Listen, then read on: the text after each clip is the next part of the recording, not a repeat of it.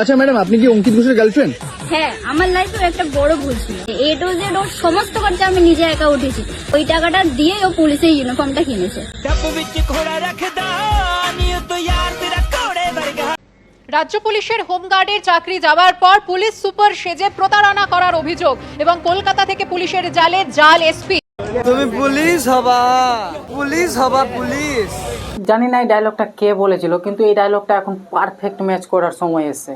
কেন? কারণ যে নকল পুলিশ সে ঘুরে বেড়াচ্ছিল, হ্যাঁ ঠিক মনে করেছো, এই মালটাকে তোমরা নিশ্চয়ই এই মালটার আজব কাণ্ড কারখানা সবাই জেনে গেছো, কারণ সোশ্যাল মিডিয়ায় প্রচুর ভাইরাল। কিন্তু মালটার এত বড় সাহস আসলো কোথায় থেকে?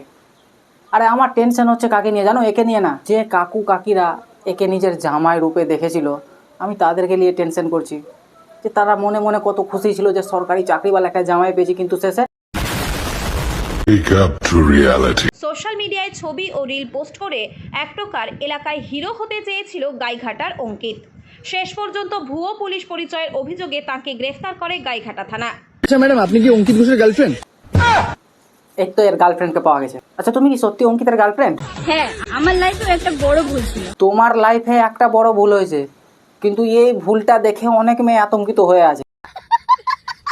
আচ্ছা, গভর্নমেন্ট তো ওকে কোনো স্যালারি দিত না, তাহলে আপনাদের রিলেশনশিপের যে নিম্নতম খরচাটা সেটা কোথা থেকে আসতো? ঠিক ঠিক প্রশ্ন করেছে। আচ্ছা, গভর্নমেন্ট তো ওকে স্যালারি দিত না, কিন্তু মালটার খরচা কোথায় থেকে বেরাতো? খরচা বলে খরচা 1.5-2 বছর ধরে আমার সাথে রয়েছে। এ টু জেড ওর সমস্ত খরচা আমি নিজে একা উঠেছি। আরে সালা, এ টু জেড সব খরচা তো এই চালাতো। জানতো যে বিয়ের পর সালা সব সুদে আসলে উঠিয়ে নিব, কিন্তু শেষে হলো না। দিদি, তোমার সাথে অনেক বড় অন্যায় হয়ে গেছে। আর আমার তো মনে হয় ওই যে আমি যে ওকে শপিং করতে টাকাটা দিতাম, ওই টাকাটা দিয়ে ও পুলিশের ইউনিফর্মটা কিনেছে।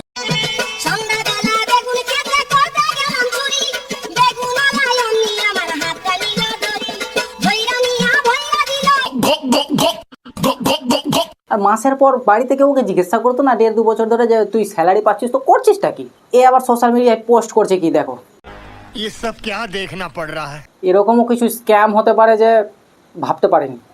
আর এ একলাই নাই, এর থেকে আরো মাস্টার মাইন্ড আছে। আরে এ তো চুনোপুটি, এ কিছু নাই, এর থেকে আরো বড় বড় মাল আছে। আরে আমিও তো অবাক হয়ে গেছি, এ তো নাই কনস্টেবল এসেছে যে, ও তো ডাইরেক্ট দেখো। রাজ্য পুলিশের হোমগার্ডের চাকরি যাওয়ার পর পুলিশ সুপার সেজে প্রতারণা করার অভিযোগ এবং কলকাতা থেকে পুলিশের জালে জাল এসপি। আর কিছু বলার আছে কি? আমার তো আর কিছু বলার নাই। ও তো ভাই কনস্টেবল সেজেছিল, এ তো নাম লিতেও ভয় লাগছে আমাকে। নীলবাতি লাগানো গাড়ি, পুলিশের স্টিকার সাঁটা বাইকে ঘুরে বেড়ানোর পাশাপাশি পুলিশ সুপারের পোশাকও ব্যবহার করত। এবার নীলবাতি লাগানো গাড়িও পেয়ে নিয়েছে।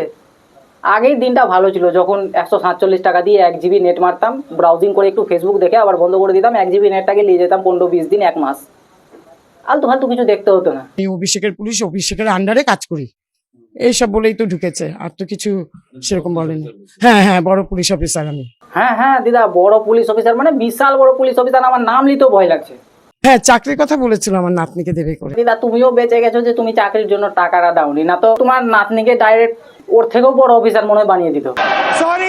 सॉरी पीसीएस सीजीएल क्या, बरेली के शहजाद भाई तो यूट्यूब देखकर जीएसटी इंस्पेक्टर ही बन गए। जी हाँ, वो भी बिना नौकरी बिना परीक्षा पास किए। মানে এটা শুধু পশ্চিমবঙ্গে নাই, পশ্চিমবঙ্গের বাইরেও চলছে। ডাইরেক্ট জিএসটি অফিসার বিনা পরীক্ষা দিয়ে। তারপর दावों की माने तो शहजाद बीकॉम पास हैं और मोहल्ले की इकरा को दिल दे बैठे, लेकिन इकरा की फैमिली भी सीधी नहीं थी। साफ कह दिया, भले बेटी रह जाए कुंवारी लेकिन चाहिए दामाद सरकारी। भले ही बेटी रह जाए कुमारी लेकिन चाहिए दामाद सरकारी। लाओ एबार बुझो ठेला। शादी के बाद इकरा को शक हुआ कि जनाब ड्यूटी पर तो जाते नहीं, घर पर ही दिन भर भोजन करते हैं। मोबाइल, टीवी और इंस्टा पर लोगों को यूपीएससी, पीसीएस, सीजीएल क्रैक कैसे करें और कैसे अफसर बने इसका ज्ञान देते रहते हैं। নিজে বাড়া পরীক্ষায় ফেল হয়ে ইউটিউবে আবার লোককে জ্ঞান মারছে ইউপিএসসি পিসিএস কিভাবে ক্র্যাক করবে। তা এখনকার কাকুদেরকে বলছি, আপনার মেয়ের জন্য সরকারি চাকরিওয়ালা একজন পাত্র না খুঁজে একটা ভালো ছেলে খুঁজুন। না হলে দেখতেই পাচ্ছেন এখন কি হচ্ছে সরকারি চাকরিদের, মানে কোনো কিছুতে বিশ্বাস করার মতন আর সমাজ নেই।